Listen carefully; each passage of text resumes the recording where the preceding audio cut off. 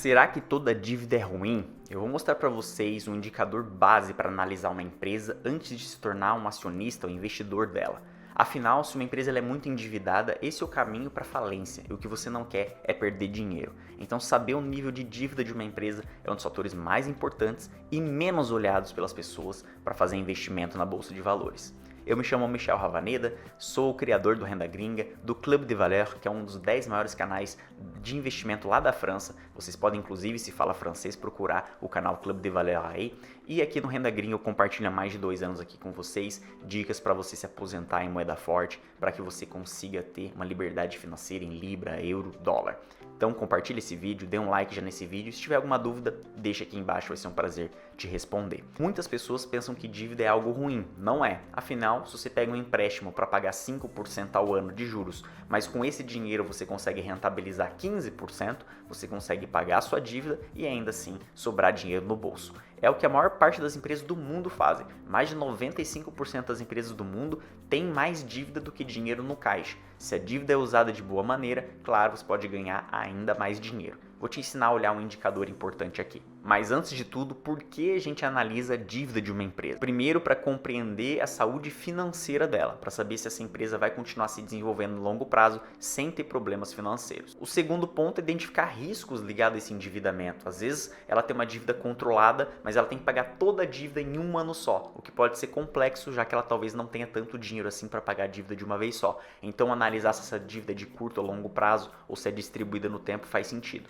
E claro, é a única maneira de você comparar duas empresas de um mesmo setor, quem é mais endividado. E aqui fica a regra, você nunca compara duas empresas de setores diferentes. Uma empresa que faz carros e uma empresa bancária. Não tem nada a ver o jeito que elas vão gerenciar uma dívida, pegar empréstimos. Então você só pode comparar duas empresas, os indicadores de duas empresas de um mesmo setor. O indicador que eu vou mostrar para vocês é a dívida líquida sobre EBITDA. O que é a dívida líquida sobre EBITDA? Primeiro vamos falar de dívida líquida. Você tem uma certa dívida e você também pode ser que tenha dinheiro guardado.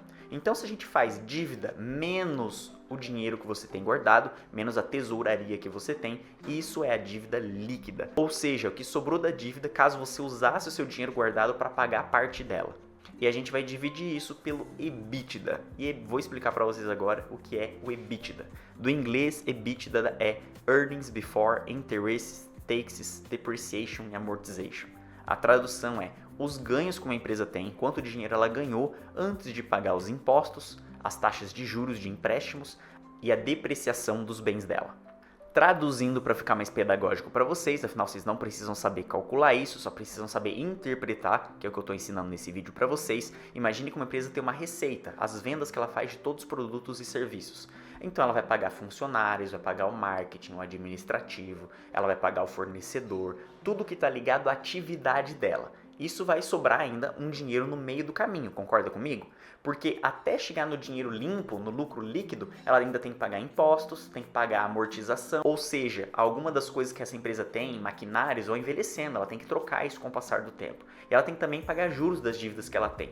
Então o EBITDA é um meio do caminho entre o faturamento total e o lucro líquido final. O EBITDA representa o dinheiro que uma empresa ganha diretamente ligado à atividade dela. Ou seja, você já pagou fornecedores, empregados, matéria-prima, etc., mas ainda falta pagar impostos, juros e a depreciação de maquinários, etc., que existe na sua empresa. Então a gente divide a dívida líquida pelo EBITDA para ver se a dívida dessa empresa é algo elevado ou não. E aqui fica a dica para vocês, como analisar se é um valor alto ou não. Se esse valor for inferior a 2, significa que a empresa está muito bem controlada em nível de dívida. Entre 2 e 4 é aceitável e acima de 4 essa empresa está muito endividada. Mas o que significa, por exemplo, uma dívida líquida sobre EBITDA igual a 3? Significa que a dívida líquida dessa empresa é 3 vezes maior que a capacidade dela de gerar riqueza durante um ano de atividade. Por isso que quanto maior for dando esse indicador, significa que a empresa está cada vez mais endividada, porque a dívida líquida dela é muito maior que a capacidade de gerar riqueza. Existem alguns sites onde você pode achar informação desse indicador gratuitamente de empresas. Você pode olhar a dívida e outros indicadores de qualquer empresa. O que eu vou mostrar para vocês aqui é a Tiba Invest. Você entra em tibainvest.com, você simplesmente procura o nome da empresa, uma empresa americana ou empresa europeia que você queira, você desce um pouco ali na imagem, clica no menu dívidas e em seguida você vai ver que existe um indicador dívida sobre EBITDA. E aí você vai ver, abaixo de 2 é ok, entre 2 e 4 é aceitável e acima de 4 a empresa é muito endividada, você deveria evitar ela. Esse é só um dos indicadores que a gente usa para avaliar se uma empresa é de qualidade e se a gente deve investir nela. Geralmente existem 6, 7 indicadores de base que a gente tem que olhar. Ou seja, você não precisa ficar olhando gráfico, você não precisa trabalhar com finanças, você não precisa ser um analista financeiro. Você conhecendo indicadores como esse, só sabendo se certo nível é bom ou ruim, você já consegue dizer se uma empresa é boa ou se vale a pena investir nela. Esse é só um dos indicadores, vou fazer outros vídeos mostrando outros indicadores importantes para selecionar boas empresas. Se você gostou desse tipo de conteúdo, deixa aqui um comentário para mim dizendo se esse tipo de conteúdo é útil para você, se é pedagógico, deixa um like no vídeo, compartilhe com seus amigos e não esqueça, o link de pré-inscrição para você ter acesso à nossa consultoria de investimento está na descrição desse vídeo. Vai ser um prazer te ajudar a construir sua carteira de investimento. Nos vemos no próximo vídeo.